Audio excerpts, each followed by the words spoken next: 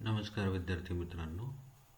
आज आपण जे टॉपिक अभ्यासणार आहोत त्यापैकी पहिला जो टॉपिक आहे तो म्हणजे गॅमेटोजेनेसिस. गॅमेटोजेनेसिस म्हणजे काय आणि त्याचे जे दोन प्रकार आहेत, पहिला प्रकार स्पर्मॅटोजेनेसिस, दुसरा प्रकार oogenesis यांचा अभ्यास करणार आहोत. त्यानंतर या टॉपिकमध्ये आपण स्ट्रक्चर ऑफ स्पर्म आणि स्ट्रक्चर ऑफ सेकंडरी ओसाइट किंवा ओवम यांचा अभ्यास करणार आहोत.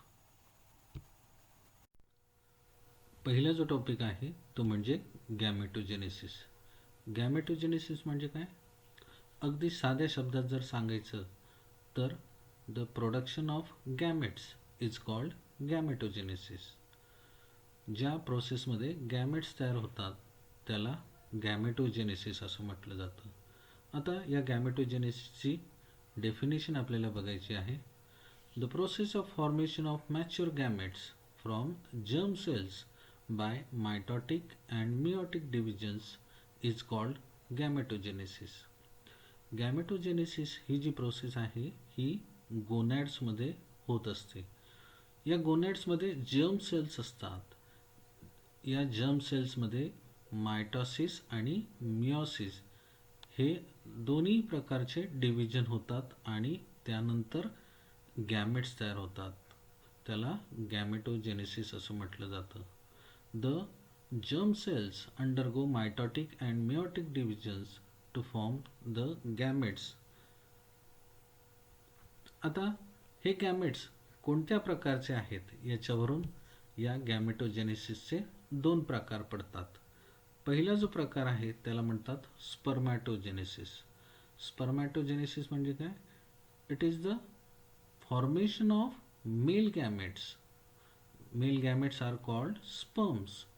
So the formation of male gametes or sperms is called spermatogenesis. It takes place in the testes of male. आणि दुसरा जो प्रकार आहे गॅमेटोजेनेसिसचा त्याला म्हणतात oogenesis. oogenesis म्हणजे काय? The formation of female gamete. This female gamete is called ovum. when the ova are formed in the ovaries of female, then the process is called oogenesis. तर या दोन्ही प्रकारांमध्ये मेल आणि फिमेल गॅमेट्स तयार होत असतात. आता ही जी प्रोसेस आहे गॅमेटोजेनेसिसची, या प्रोसेसमध्ये तीन फेजेस आढळतात. Let us see which are these three phases of gametogenesis. The first phase is called multiplication phase. This phase features the division of germ cells. Germ cells undergo mitosis to form many cells. दुसरी जी phase आहे तिला म्हणतात growth phase. Multiplication झाल्यानंतर ज्या cells तयार होतात they grow in size and so the phase is called growth phase. And the third phase is called maturation phase. Now the cells which are newly formed they undergo maturation, so the phase is called maturation phase. गॅमेटोजेनेसिसचा पहिला जो प्रकार आहे त्याला म्हणतात स्पर्मॅटोजेनेसिस. या स्पर्मॅटोजेनेसिसचा अभ्यास आता आपण डिटेलमध्ये करणार आहोत. सगळ्यात आधी आपण याची डेफिनेशन बघू. The process of formation of male gametes that is sperms or spermatozoa from germinal epithelium is called spermatogenesis. म्हणजेच याच्यामध्ये काय होतं, मेल गॅमेट्स तयार होतात. हे जे मेल गॅमेट्स आहेत यांना स्पर्म किंवा स्पर्मॅटोझोआ असं म्हटलं जातं. These are formed from the germinal epithelium, then the process is called spermatogenesis. आता ही जी स्पर्मॅटोजेनेसिसची प्रोसेस आहे ही घडून येण्यासाठी आपल्या शरीरामध्ये कोणकोणत्या घटना घडतात त्याचा अभ्यास आता आपल्याला डिटेलमध्ये करणार आहोत. जेव्हा एखादा मुलगा वयामध्ये येतो, साधारण वयात येण्याचा जो काळ आहे मुलांचा तो आहे 12 ते 15 वर्ष, ज्याला सेक्शुअल मॅच्युरिटी असं म्हटलं जातं किंवा त्याला म्हणतात प्युबर्टी. या प्युबर्टीच्या काळामध्ये मुलांमध्ये हायपोथॅलॅमस जे आहे it secretes gonadotropin releasing hormone, that is GnRH. Hypothalamus is the part of the brain and it secretes gonadotropin releasing hormone. आता हे जे गोनॅडोट्रोपिन रिलीजिंग हॉर्मोन आहे त्याचं काम काय? It acts on the pituitary gland. It stimulates pituitary gland and due to this it secretes follicle stimulating hormone, that is FSH. या गोनॅडोट्रोपिन releasing हॉर्मोनचा प्रभाव जो आहे तो पिच्युटरी ग्लँडवर पडतो आणि pituitary gland follicle stimulating hormone secrete करत असतं. आता हे जे फॉलिकल स्टिम्युलेटिंग हॉर्मोन आहे त्याचं फंक्शन काय? It stimulates the follicular cells of testes to induce spermatogenesis. हे जे हॉर्मोन आहे FSH it stimulates the follicular cells of testes to induce spermatogenesis. आता spermatogenesis जे आहे it takes place in the testes. आता टेस्टीजची आपण हिस्टॉलॉजी बघितलेली आहे. The structural and functional units of testes are called seminiferous tubules. या टेस्टीजमध्ये जे स्ट्रक्चरल अँड फंक्शनल युनिट असतात त्यांना सेमिनिफेरस ट्युब्युल्स असं म्हटलं जातं. आता हे जे सेमिनिफेरस ट्युब्युल्स आहेत it is lined by the germinal epithelium. Each seminiferous tubule is lined by germinal epithelium. The cells of the germinal epithelium are called the primordial cells. आणि या प्रायमॉर्डियल सेल्सपासूनच मेल गॅमेट्स किंवा sperm तयार होत असतात. These cells undergo spermatogenesis to produce sperms. आता ही जी स्पर्म होण्याची प्रोसेस आहे it is completed in 3 steps. The process of spermatogenesis is completed in 3 different steps. पहिली जी फेज आहे तिला म्हणतात multiplication phase. Second phase is called growth phase and the third phase is called maturation phase. या फिगरमध्ये स्पर्मॅटोजेनेसिसच्या 3 वेगवेगळ्या ज्या phases आहेत त्या दाखवलेल्या आहेत. या 3 फेजेसपैकी पहिली जी फेज आहे तिला म्हणतात मल्टिप्लिकेशन फेज. या मल्टिप्लिकेशन फेजमध्ये काय होतं? The primordial germ cells undergo repeated mitotic divisions. Primordial germ cells कुठे प्रेझेंट असतात? They are present in the seminiferous tubules. Seminiferous tubules कुठे प्रेझेंट असतात? They are present in the testes. टेस्टीजमध्ये असलेल्या प्रायमॉर्डियल जर्म सेल्समध्ये मायटॉसिस होत असतं आणि मायटॉसिस झाल्यामुळे अनेक सेल्स तयार होत असतात आणि या ज्या सेल्स आहेत त्यांना म्हणतात spermatogonia. Now each spermatogonium is diploid.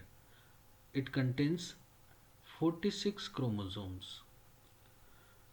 Now the second phase is called growth phase. या growth phase मध्ये काय होतं?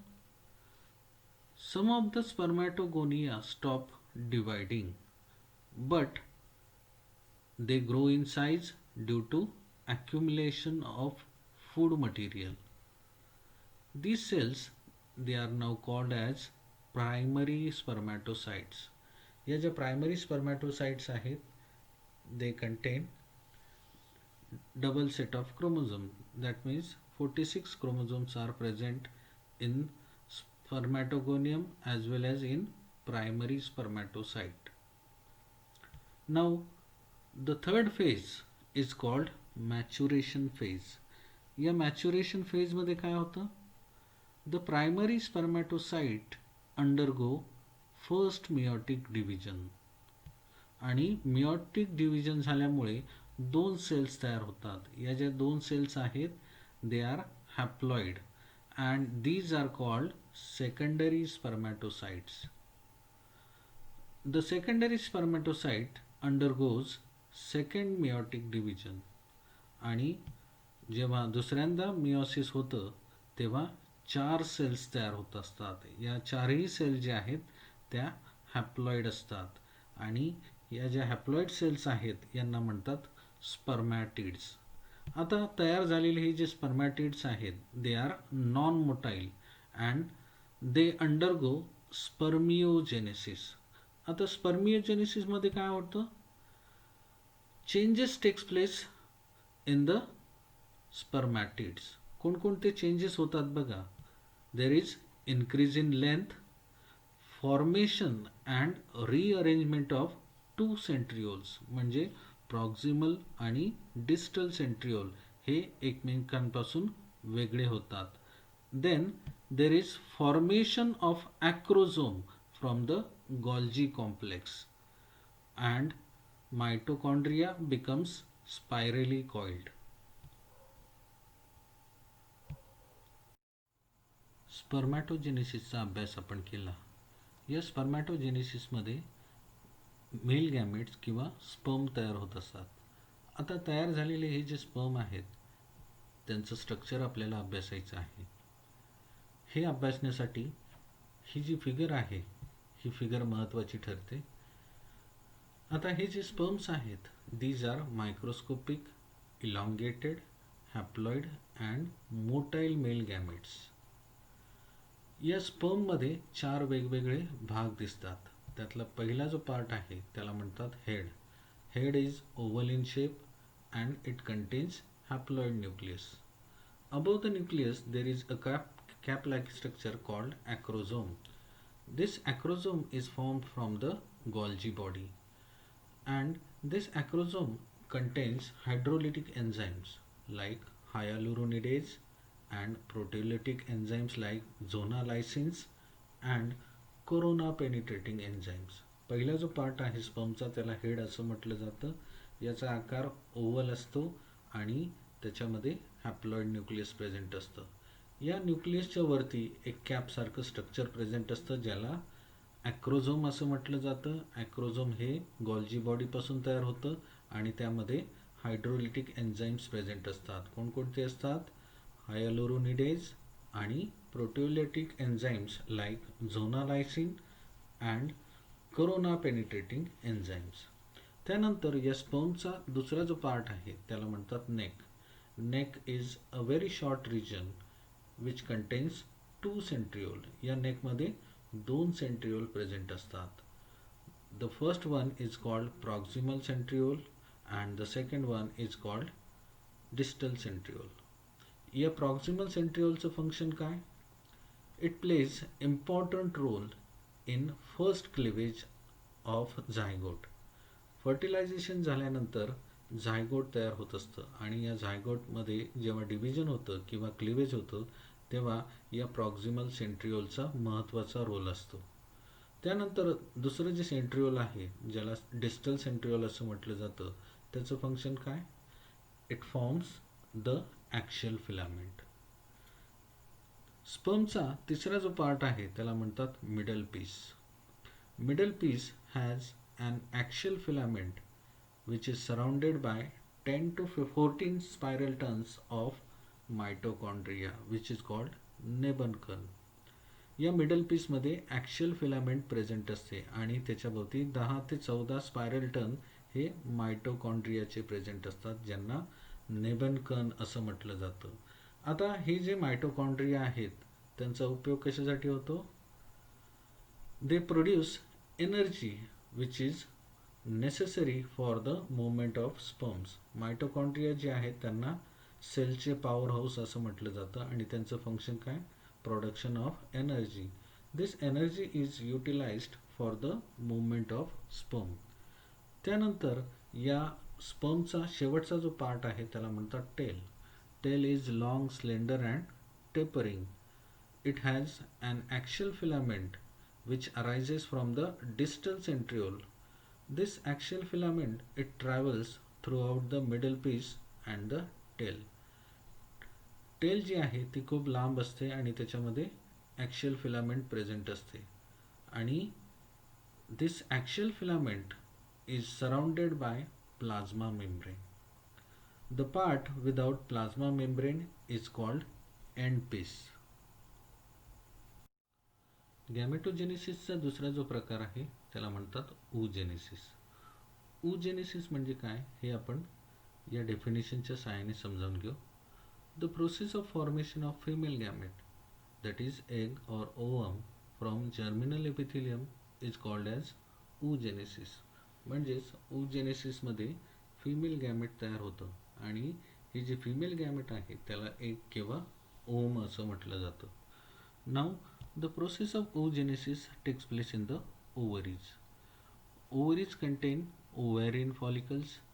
Each ovarian follicle is lined by germinal epithelium, and the cells of the germinal epithelium are called as primordial germ cells. आता या ज्या primordial germ cells आहेत यांच्यामध्ये 3 phases दिसून येतात. या ज्या 3 फेजेस आहेत आपल्याला फिगरच्या सहाय्याने समजावून घेता येतील. यातली पहिली जी फेज आहे तिला म्हणतात multiplication phase. The primordial germ cells undergo mitotic divisions to form a number of cells which are called oogonia. Oogonia are present in the ovaries even before the female is born. पहिली जी phase आहे तिला multiplication phase असं म्हटलं जातं. या फेजमध्ये काय होतं, द प्रायमॉर्डियल जर्म सेल्स यांच्यामध्ये मायटॉसिस होत असतं आणि मायटॉसिस झाल्यामुळे ज्या सेल्स तयार होतात त्यांना oogonia असं म्हटलं जातं. या ज्या oogonia आहेत या फिमेलमध्ये तिच्या जन्माच्या आधीपासून तयार झालेले असतात. जेव्हा मुलगी आईच्या पोटामध्ये असते, जेव्हा तिचा जन्मही झालेला नसतो, अशा वेळेस ही oogonia तिच्या ओव्हरीमध्ये तयार झालेले असतात. आता दुसरी जी फेज आहे तिला म्हणतात growth phase. During puberty pituitary gland secretes follicle stimulating hormone FSH. आता हे जे फॉलिकल स्टिम्युलेटिंग हॉर्मोन आहे याचं फंक्शन काय? It stimulates the oogonium to develop at a time. The growth of the follicle takes place and Graafian follicle is formed. Follicle stimulating hormone जे आहे त्याचं function काय? It stimulates the follicle to develop into a Graafian follicle. आणि या Graafian follicleच्या आतमध्ये primary oocyte हे present असतं. आता तिसरी जी फेज आहे तिला म्हणतात maturation phase. The primary oocyte undergoes first meiotic division and 2 unequal cells are formed. The larger cell is called secondary oocyte and the smaller cell is called polar body. या primary oocyte मध्ये पहिल्यांदा meiosis होत असतं आणि या पहिल्या meiotic डिव्हिजनमुळे 2 असमान cells तयार होत असतात. त्यातली मोठी जी सेल आहे तिला म्हणतात सेकंडरी oocyte आणि दुसरी जी छोटी सेल आहे तिला म्हणतात पोलर बॉडी. आता या सेकंडरी oocyte मध्ये दुसऱ्यांदा मिओसिस होत असतं. The second meiotic division takes place and this division is arrested during metaphase.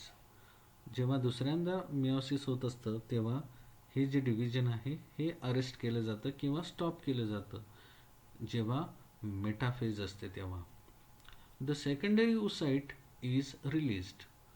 जेव्हा ओव्ह्युलेशन होतं, जेव्हा ग्राफिन फॉलिकल ब्रेक होतं तेव्हा या ग्राफिन फॉलिकलमधून सेकंडरी oocyte जे आहे ते बाहेर पडत असतं आणि उरलेल्या ज्या डिव्हिजन आहेत त्या डिव्हिजन केव्हा होतात? जेव्हा हे ओवम हे फर्टिलाइज होत असतं, जेव्हा मेल आणि फिमेल गॅमेट एकत्र येत असतात तेव्हा उरलेल्या डिव्हिजन या पार पडत असतात. The division is unequal and form female functional gamete or ovum.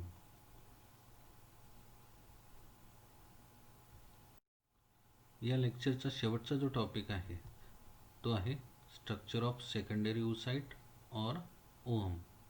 आता हे स्ट्रक्चर समजावून घेण्यासाठी आपल्याला या फिगरची मदत घ्यावी लागेल. Ovum is round haploid non motile female gamete. It is actually secondary oocyte when it is discharge. जेव्हा ग्राफिन फॉलिकल ब्रेक होतं तेव्हा या ब्रेक झालेल्या ग्राफिन फॉलिकलमधून सेकंडरी ओसाइट किंवा ओहम बाहेर पडत असतं. Ovum is the largest cell of the body measuring about 0.1 millimetre in diameter. आता हे जे ओहम आहे याला मायक्रोलेसिथल ओहम असं म्हटलं जातं. याचं कारण काय? कारण याच्यामध्ये योगचं प्रमाण खूप कमी असतं, म्हणून याला मायक्रोलेसिथल योग किंवा मायक्रोलेसिथल ओहम असं म्हटलं जातं. The ohm has abundant cytoplasm which is differentiated into two parts. Outer smaller and transparent part is called exoplasm or egg cortex, while the inner large opaque part is called endoplasm or ooplasm. या ओमच्या आतमध्ये सायटोप्लाझमचं प्रमाण जास्त असतं आणि त्याच्यामुळेच हे जे सायटोप्लाझम आहे त्याचं दोन भागात विभाजन केलेलं असतं. पहिला जो पार्ट आहे which is the outer part is called exoplasm or egg cortex आणि त्याच्या आतमध्ये ओपेक पार्ट प्रेझेंट असतो ज्याला एंडोप्लाझम किंवा ओप्लाझम असं म्हटलं जातं. या सायटोप्लाझममध्ये न्यूक्लियस प्रेझेंट असतं. आता हे जे न्यूक्लियस आहे it is large bilobed and it is called germinal disc. आता हे जे न्यूक्लियस आहे, nucleus is present away from the centre, so it is called eccentric nucleus. The side which shows the presence of polar body and nucleus is called animal pole, while the opposite side is called as vegetal pole. या एगमध्ये दोन pole दिसतात. पहिला जो pole आहे त्याला म्हणतात animal pole. Animal pole कोणत्या साईडला असतो? ज्या ठिकाणी न्यूक्लियस आणि पोलर बॉडी प्रेझेंट असतात त्याला ॲनिमल पोल असं म्हटलं जातं आणि त्याच्या विरुद्ध दिशेला व्हेजिटल पोल हा प्रेझेंट असतो. आता हे जे एग आहे it is surrounded by 3 layer. त्यातली पहिली जी लेयर आहे तिला म्हणतात vitelline membrane. It is the outermost limiting membrane which surround the ovum. त्यानंतर दुसरी जी लेयर आहे middle layer it is called zona pellucida.